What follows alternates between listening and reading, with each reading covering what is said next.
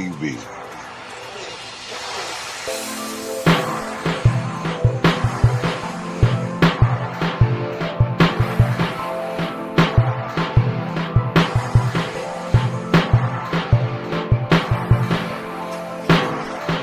Too raw for TV. What's up, YouTube? This is Too Raw for TV, aka Darth Apocalypse. So, hey man, I hate this. I don't like being like this. I don't want to sound arrogant, but how many times are we going to be right when it comes to how this guy moves, how Clutch influences things to move, how ESPN moves, how we know everything falls in place, and who's going to get the blame, how these things are going to pretty much play themselves out. All that pump faking about, I just want happiness, I'm willing to be the third and fourth option, he just wants to fit in, he doesn't demand too much, etc., etc., etc. It's all bullshit. At the end of the day, we can say a lot about Kevin Durant, but he said this years ago. The environment around LeBron James is extremely toxic. And the Philadelphia 76ers fans, the real fans, are going to find it out very soon. They're finding it out right now. And the Philadelphia 76ers players are going to find this out very, very shortly. It's already beginning. So, let's keep something in mind here. This isn't like what LeBron joined in Philly. This isn't like when Luka got traded to LA and LeBron was already there. Or when Russell Westbrook got traded to LA and LeBron was already there. Or when Anthony Davis got traded to the Lakers and LeBron was already there. You can make the argument, well, that was LeBron's team. You can say it was failing before or whatever, but that was LeBron's team. Hell, even when LeBron came back to Cleveland to play with Kyrie was already there, but that you can make the argument, well, that's akin to Michael coming out of retirement playing with Scottie again. That was still LeBron's team. Like, he's the one that put Cleveland on the map, right? So, essentially, we haven't seen this situation since LeBron went to play in Miami. The two will wait. But those guys colluded one another. There was no collusion with LeBron and Joel Embiid and Jaylen Brown. Hell, Brown just got there his damn self, right? Hadn't played one game for the Sixers yet. But already, Joel Embiid is being treated and grooming you as a viewer. ESPN, they're training you to look at Joel Embiid like Russell Westbrook.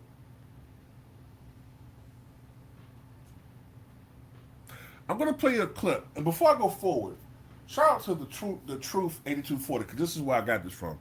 Not the clip per se, but this video topic. He was talking this on yesterday on X/Twitter. If you subscribe to, if you have X/Twitter, please subscribe to the Truth 8240. He talked about this. They had a segment where who was going to get the blame. And the last guy said it should be Joel Embiid if things don't work out in Philly. But anyway, here it goes.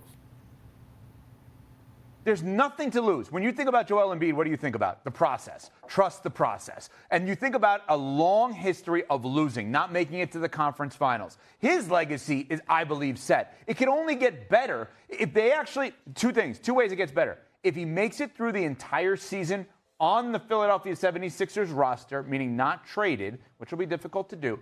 And wait, Embiid, you're saying, if he makes the entire season staying on the 76ers roster? Correct. Not traded during the season? Correct. That's a win for him. Okay. That they don't trade him. Okay? But he is go on, Yes. huge salary. Right. Okay, I know. Okay, I know. continue.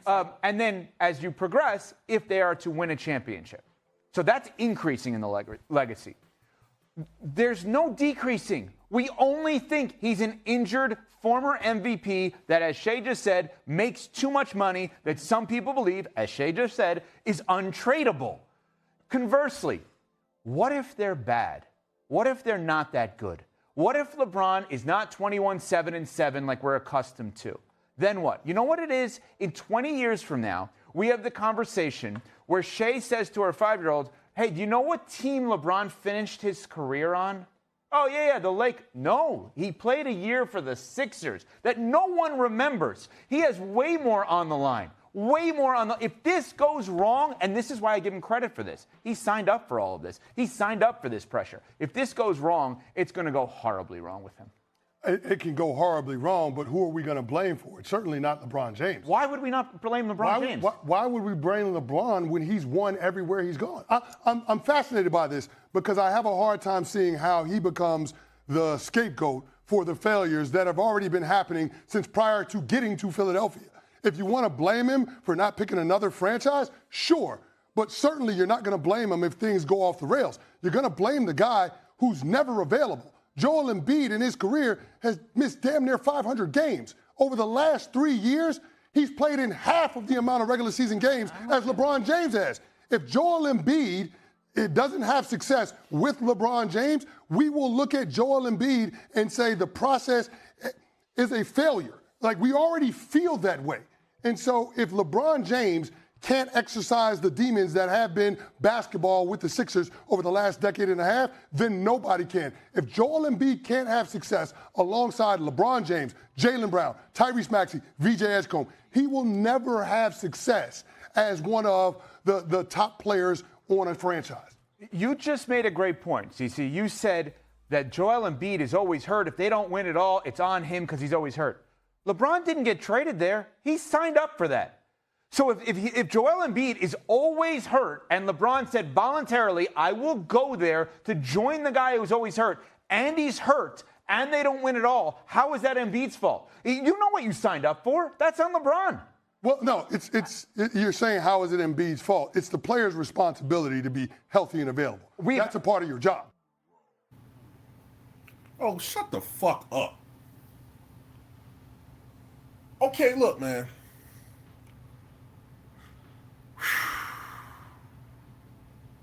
Did you catch the other guy when he said Joel Embiid is a former MVP who people question whether he's worth his contract, and he continues to fail in the playoffs? Who that sound like? Wasn't that what they were saying about Russell Westbrook when he was playing with LeBron? Right?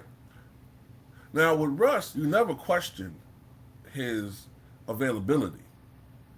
The one full year he played for them, he played in 77 games. So Russ will always be available. But, funny, they didn't value that what Russ did. They didn't value availability with Russ. But now Joel Embiid's availability is going to be questioned. Even though LeBron hasn't played in 70 games, but like what, once in the last 6-7 years?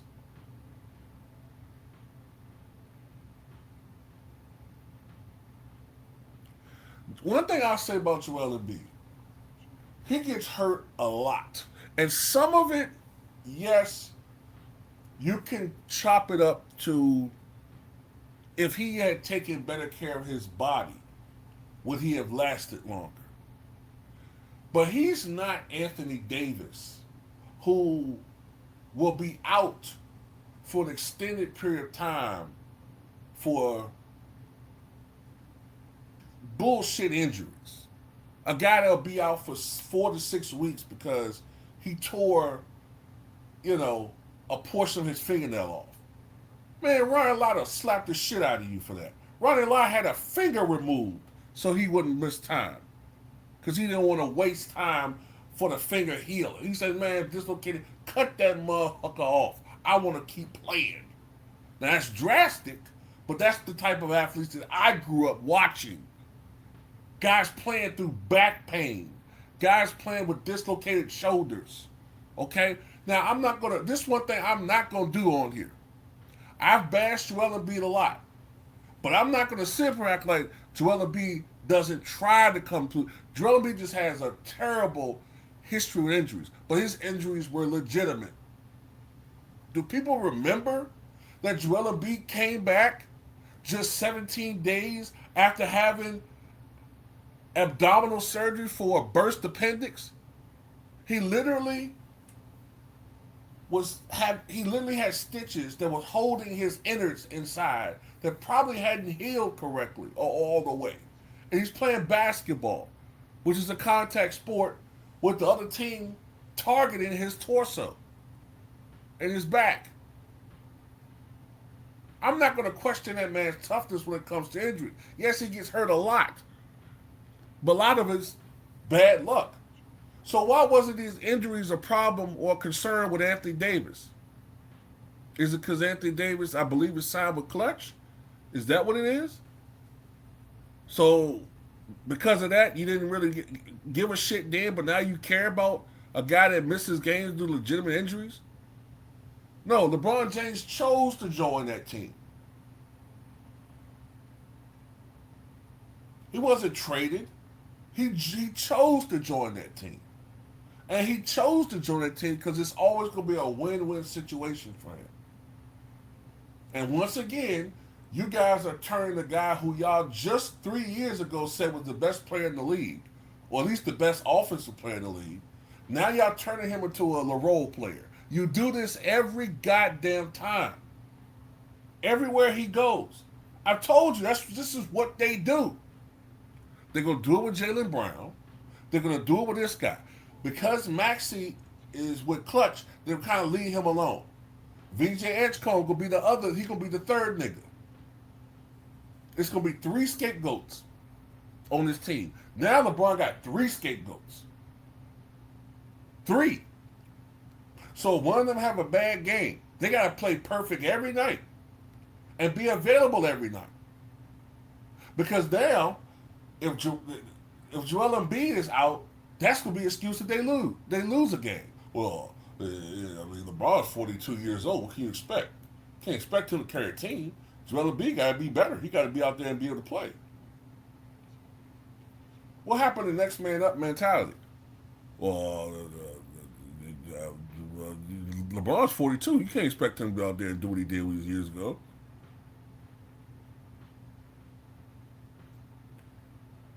This is going to be a disaster. Absolute disaster. Another thing I'm thinking about too is one thing that I will say about Joel Embiid. He hasn't been to the conference finals in his career. But let's also look at some of the players he's played with. Ben Simmons, a loser, right? An absolute loser who Rich Paul is trying to scam back into the league. James Harden.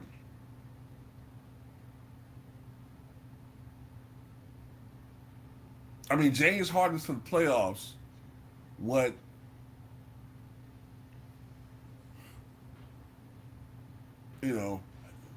James Harden is to the playoffs what Barney from The Simpsons is to sobriety. It's just, that shit it's not going to work out. It ain't going to work out. And then you have Paul George. So it's not exactly like he's been playing with some clutch, big game performers himself. But after what he did this past year, come back from that type of... people got to understand what he came back from. He had open surgery. Not an injury. Surgery. and came back 17 days later. Most people who have office jobs don't even come back from that for 4 to 6 weeks. And they're sitting down. No, I'm not going to blame him this year. I'm not going to do it. Unless he do some real foul shit. And by the way, the other stuff that people had been complaining about with Joel Embiid, you know, being late for practices, late for team flights, not a leader, oh, that's going to be amplified 100 times. And I'm trying to figure out one last thing. How is Joel Embiid and LeBron going to fit? Because Joel Embiid is a player that likes to get the basketball. Sometimes, you know, he because of the way he stretches the floor out, you just can't dump it in the post. He tends to take up a lot of the shot clock. And oftentimes Joel Embiid will get the ball from 20 feet out and then operate and try to get close to the basket. What's LeBron going to be doing while Embiid is doing that? Standing around? I don't see it. I don't see how this is going to work. But anyway, that's all I got to say about it, man. Tell me what you guys think.